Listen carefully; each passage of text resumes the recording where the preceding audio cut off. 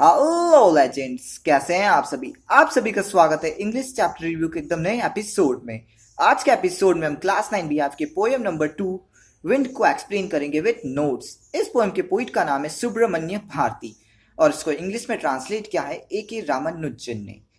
इस पोएम का जो मेन टाइटल या फिर बोल सकते हैं जो मेन मॉरल है वो है कि वीक लोगों की रिस्पेक्ट नेचर नहीं करता और उन्हें वो डिस्ट्रॉय कर देता है, और जो स्ट्रांग होते हैं नेचर उनकी रिस्पेक्ट करता है और साथ में उनकी हेल्प भी करता है। और जो भी इस पोएम के जो एक्शंस किए गए विंड के द्वारा, उसमें पोइट कहते हैं कि ये सब विंड गॉड की पावर्स ही तो है। जैसे कि आपको पता है, जब तेज विंड आती है, हवा आती है, तब साथ में कभी कभी बारिश भी आ जाती है। तो फिर पोइट कहता है कि विंड गॉड प्लीज धीरे धीरे आइए, देखिए आपने क्या कर दिया है। आपकी वजह से विंडोज शटर हो गई है, पेपर्स बिखर गए हैं और बहुत सारी चीजें ऐसे हो चुकी है। तो वो कहते हैं कि प्लीज धीरे धीरे आप आइए।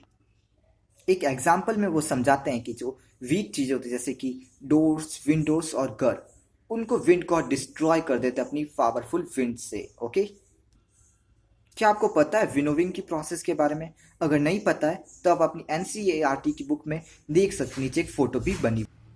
अगर फोटो से भी आपको नहीं समझ में आता है तो मैं आपको समझाने के लिए ही तो बैठा हूँ। इसमें ये होता है कि जब अपन ग्रेन्स को साफ करते हैं तो उसमें जो कचरा होता है ना, जो हल्का होता है, वो विंड की मदद से हटा दिया जाता है और ग्रेन जो कि साफ होता है वो हमारे पास रह जाता है।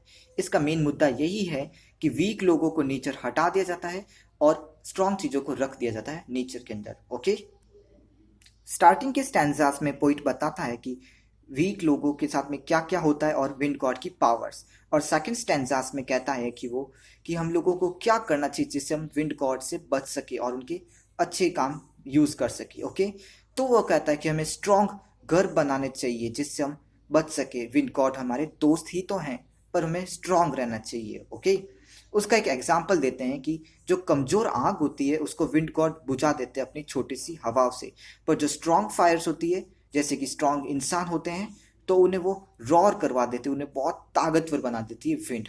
इससे हमें पता चलता है कि स्ट्रॉन्ग लोगों की विंड हमेशा मदद करती है। विंड को एज नेचर और गॉड समझिए। ओके, और जो वीक लोग होते हैं उनकी कोई केयर ही नहीं करता, उन्हें नफरत करते हैं विंड गॉड। ओके, और फाइनल पॉइंट ये है कि विंड गॉड हमारे फ्रेंड है, वो हमारी हमेशा मदद करते।